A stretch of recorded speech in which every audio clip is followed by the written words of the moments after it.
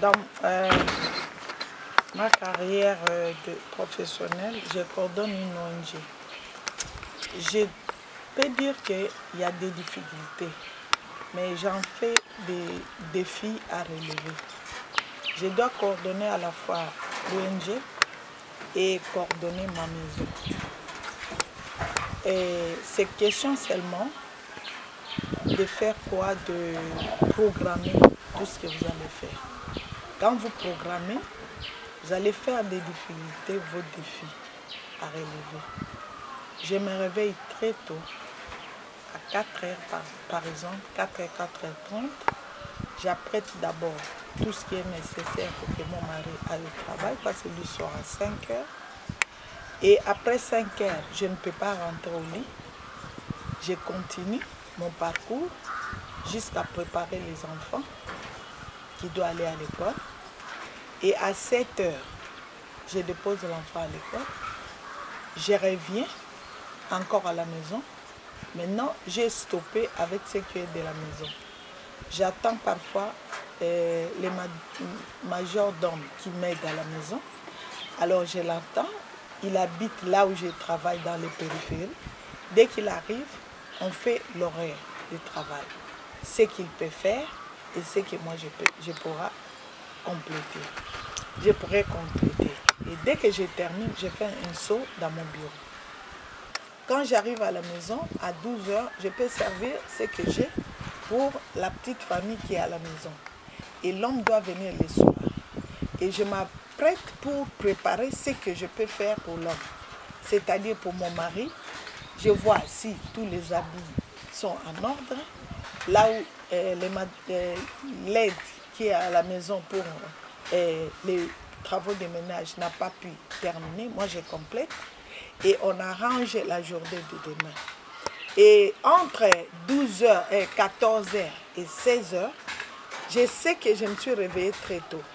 Donc j'ai manqué peut-être de 4 heures jusqu'à 6 heures. J'ai manqué 2 heures de sommeil ou 3 heures. Je les récupère maintenant à partir de 14 heures jusqu'à 16 heures. Et quand je me réveille, il y a encore d'autres activités ecclésiastiques ou culturelles qui peuvent subvenir. Et je les fais après 16 heures. Donc il y a des défis à relever. Parfois quand tu coordonnes aussi avec les hommes. Les hommes, c'est pas facile aussi de coordonner les hommes, parce que dans leur maison, ils sont de numéro 1, number one.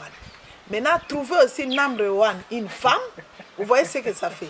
Mais il faut avoir une diplomatie pour les accompagner, pour comprendre que là, c'est le service et la maison, c'est la maison. Et je prends une attitude telle que je reconnais qu'ils sont des hommes, des autorités chez eux. Donc j'ai des mots que je peux leur dire et ce que je ne peux pas dire. Parce que moi aussi, je ne tolérerai pas qu'on dise ça à mon mari. Vous comprenez? Donc il y a les respects mutuels entre nous et on évolue très bien.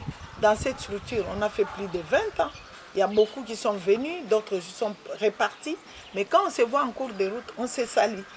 Pourquoi on doit se salir? Parce qu'on s'est bien séparés. Donc, dans ce que nous faisons les femmes, les grands problèmes que nous avons, c'est l'horaire. Et puis la coordination de la maison. Ce n'est pas que parce que tu es en train de vendre au marché, que tu passes tout le temps là-bas, que la maison doit rester sale. Et nous devons coordonner tout. Quand tu sais que j'ai beaucoup de tâches à la maison, et tu dois créer un temps pour corriger tout ce qui ne va pas à la maison. Et là, quand tu fais ces chevauchements entre la maison et ce que tu es en train de faire, tu verras que les choses vont aller de mieux. Mais quand tu négliges la maison au profit du travail, ça ne va pas aller. Et quand tu négliges le travail au profit de la maison, tu risques de la perdre. Voilà, nous vous avons compris, madame, par rapport aux difficultés que vous rencontrez. Alors, je sais que cette semaine, soit 6 mois, nous allons fêter ensemble avec vous parce que nous allons vous accompagner. Alors, comment pouvez-vous souhaiter, pour ceux qui sont en train peut-être de nous suivre à la maison, la fête est du mardi, si je ne me trompe pas? Moi, je crois que la fête, c'est tous les mois. Moi, je vais d'abord demander aux femmes d'être dans la joie. Argent ou pas argent, qu'on soit dans la joie. Parce que jamais on peut fêter en pleurant. Je n'ai jamais vu les gens pendant la fête en train de murmurer, de pleurer. Mais pendant la fête, tu dois être dans la joie. Ce n'est pas toutes les fêtes que nous partons qu'on a un nouveau habit. Il y a des fêtes. Moi, j'ai passé plusieurs fêtes ici pendant l'année. Je prends ce que j'ai déjà utilisé, qui est propre.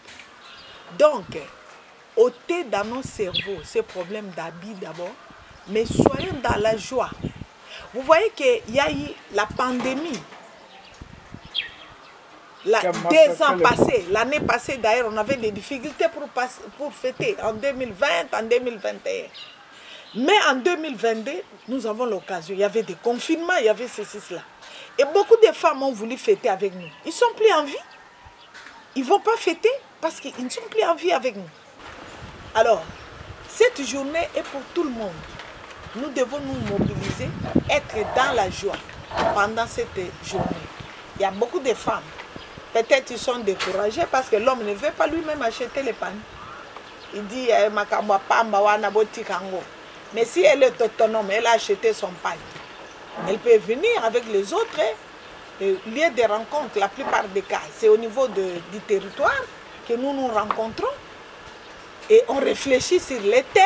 Et après, on se met à côté, chacun avec ses amis, avec son groupe, pour faire que nous puissions un peu voir comment est-ce que la journée va se passer.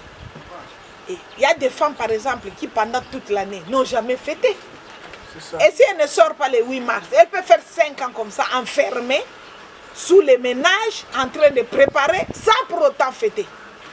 Parce que Noël, on dit, c'est pour les enfants. Les femmes ne fêtent pas. Et le 1er mai, journée du travail, ce sont les hommes qui s'accaparent, parce qu'on n'est même pas 30%. Mais la journée où nous pouvons fêter 100% les femmes, c'est cette journée-là. On doit s'approprier.